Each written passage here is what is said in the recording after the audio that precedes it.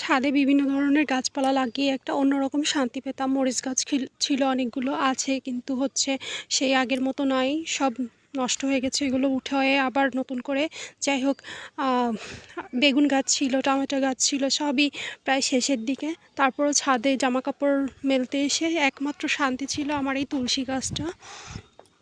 বিশাল বড় ছিল এবং এই জায়গাটা আসলে মনে হতো যে একটা বৃন্দাবন ফিল পাওয়া যেত। এই বিশাল তুলসী গাছ এবং এ পাশেও কিছু বড় বড় তুলসী গাছ আছে। কিন্তু দেখো, এই অতি ভারী বৃষ্টির জন্য আমার গাছের কি অবস্থা হয়েছে। মনটা এত খারাপ লাগছে দেখার পরে থেকে, একটা মানে অস্বাভাবিক সর্বনাশ হয়ে গেছে এমন, যে এত বড় একটা গাছ, এত সুন্দর, আমরা সবাই এই গাছটাকে খুব ভালোবাসতাম, কিন্তু দেখো কি অবস্থা হয়ে গেছে। গাছটা ভেঙে পুরো চারপাশে হেলে গেছে। এত সুন্দর গাছটা ছিল, পুরো গোল আকার, এত সুন্দর ছিল গাছটা, কিন্তু দেখো আজকে কি অবস্থা হয়েছে।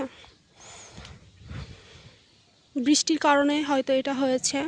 আর এই যে এতে প্রচুর পরিমাণে পাতা না, গাছে প্রচুর পরিমাণে পাতা প্লাস ফুল আছে, এই ভার হয়তো সহ্য করতে পারেনি।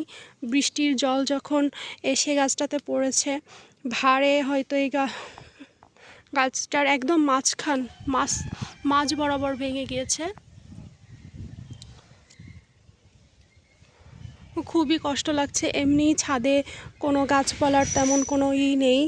মরিচ গাছগুলো সবই প্রায় একদম শেষের দিকে, 2-3 বার করে মরিচ দিছে, এখন আর ফুল ফল তেমন হচ্ছে না। বেশ কিছু গাছ যে তুলেও ফেলে দিয়েছি। আর কিছু ঢেঁড়স গাছ লাগাইছিলাম, ওগুলোতেও তেমন কোনো ফল হয় না।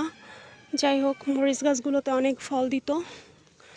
এই দেখো, একটা পেঁপে গাছ আছে, পেঁপে গাছটা এত ছোট গাছে এত ফুল ধরছে, এতে কি ফল কোনো দিন হবে জানি না। যাই হোক, বেগুন গাছটা মোটামুটি 1-2 করে বেগুন দেয়, কিন্তু খারাপ লাগছে, প্রচণ্ড খারাপ লাগছে এই তুলসী গাছটার জন্য। এত সুন্দর, আমি এটা মানে ছাদের এই পাশটাতে আসলে একটা অন্যরকম শান্তিই লাগতো। আর তুলসী পাতার যে ঘ্রাণটা, ওটা তো অনেক সুন্দর লাগতো। আর রোদের ভিতর যখন এই যে এই ফুলগুলো দেখছে, এইগুলো যখন এই যে একটা সাদাসে যে ফুলগুলো অনেক ফুটে ওঠে, গাছটাকে একদম অন্যরকম একটা মানে ভালো লাগতো। দেখো, এই যে পোকাগুলো এতে বসে করে, সবটা মিলায়ে খুব সুন্দর ছিল, কিন্তু এই গাছ ভেঙে যাওয়াতে মনটা খুবই খারাপ হয়ে গেল। যাই হোক, তোমরা ভালো থেকো, সাবধানে থেকো।